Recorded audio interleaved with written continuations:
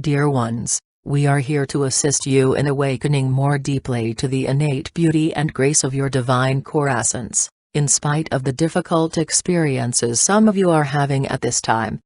Know that at this point of your evolution, difficult experiences are no longer random, but rather represent necessary lessons chosen by you in order to more fully awaken. The familiar world seems to be crumbling both personally and globally, and in truth, it is. Long-held concepts about life are beginning to dissolve as mankind awakens to more evolved ideas. This is serving to create a new world consciousness that can then manifest in higher forms of everything. Every awakened person is automatically seeding the universal collective consciousness with truth. Every truth realized adds more truth and helps to dissolve that which is false. These changes are beginning to penetrate the consciousness of everyone, both those who are awake and those who are not, resulting in the intense outer expressions of fear, hatred, and resistance you are now witnessing. However, there are increasing activities of unconditional love as well. Over time, many masters incarnated on Earth for the sole purpose of seeding the collective, in order to make new and higher truth available to those ready for and seeking it. Jesus, Buddha, Lao Tzu, etc., were only a few of the many spiritual masters who fed ideas of love and oneness into the collective. You do this every time you choose to know and live truth, instead of three-dimensional concepts about truth. There is only one consciousness, omnipresent divine consciousness, but mankind has allowed beliefs of duality and separation to pollute their personal experience of the one consciousness, which has resulted in the third-dimensional world of pain and suffering, lack and limitation, most have come to accept as normal. Every truth realized automatically helps to dissolve its false component and adds light to the conditioned version of divine consciousness, until eventually, the collective will contain more truth than false. Because every person is an expression of divine consciousness, they are creators, creating in every moment with every thought and belief according to their attained state of consciousness. The unawakened are not aware that they are creators, and so blame others for their problems, but there really are no victims, just as there are no saviors. Evolution is the free will choice of every person. At this powerful time of awakening, many are choosing to leave, because they have realized on a deeper unconscious level that they need more time to attain the frequency levels necessary for ascension. Those who understand what is really taking place are rejoicing, for the spine of dark power over energy is breaking. This is behind the many forms of lashing out you are witnessing. Those enmeshed in fear of change, as well as those who stand to lose their comfortable power over status, are taking actions based in their limited awareness. Do not resist, dear ones, for resistance is the opposite of allowing. At a certain point of evolution, one must consciously allow the divine I Am to express itself through and as you. Spiritual surrender is not the three-dimensional sense of being someone's doormat, but is rather a state of consciousness able to surrender the personal and separate sense of self to the I Am, allowing it to live its life as you, and fully aware that it doesn't need to be told how to do it. Resistance is natural, because over time, it has become ingrained in human consciousness. Over lifetimes, men and women both have had no choice but to handle difficult situations through resistance as a matter of survival. However, for the most part, you have graduated beyond these types of situations, and are ready to embrace truth solutions instead. As with there being only one consciousness, there is likewise only one mind, divine mind. The human mind is the one and only divine mind, but filled with and conditioned by beliefs of duality and separation. Divine mind is and will forever be the only reality, but cannot be known and experienced until recognized as such. The human mind quickly jumps into every situation with suggestions and guidance, much of which is fear-based and drawn from third-dimensional collective consciousness, personal experience, or what it has been taught. Never dismiss or reject the mind for trying to help you based on the concepts of survival it has learned, but rather lovingly begin to educate and evolve the mind through the study and practice of truth. Opening more fully to that infinite source of information within, allows the mind to access that, rather than only the three-dimensional collective. Mind interprets your state of consciousness.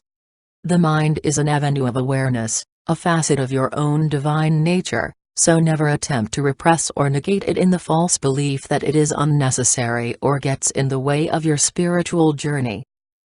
The human mind is a wonderful tool, but is not the boss or supreme authority that many still believe it to be. A mind conditioned by third-dimensional beliefs and concepts is only able to present this level to you. When fear-based, negative, or shocking thoughts come, as they do for everyone, often during meditation, know that they are simply thoughts from the collective, and never become yours unless you claim them as yours. Just allow them to float on by, without giving them power. If you find that certain types of thoughts are continually bombarding you, it might indicate a need to look deeper. You may still hold some old energy that is in alignment with this particular type of thought. Use these experiences as tools to examine your belief system, which will then allow you to fully clear something you are obviously now ready to release. Some serious spiritual students continue to resist, leaving practices that helped them spiritually evolve as beginners, in the belief that these rituals and practices must go on forever in order to spiritually evolve. This is a fear-based concept that can block spiritual growth. There comes a point at which a dependence on rites, rituals, and practices becomes a barrier to further growth. It must be understood that there are no spiritual rules. Spiritual rules were, and still are, created from three-dimensional consciousness for the purpose of power over, control, and self-righteousness. God knows nothing about man's spiritual rules. The Ten Commandments were given at a time when consciousness was very unevolved and needed rules. Some still need them, but you do not, because you have evolved beyond them. There is only one spiritual rule, and it is unconditional love. The one omnipresent, omnipotent, and omniscient reality is the only spiritual rule, because it is all that exists infinitely, governing itself through and as infinite form, variety, and individuality. Everything else is a concept of this reality. Once you give permission to spiritually evolve, you are more clearly guided.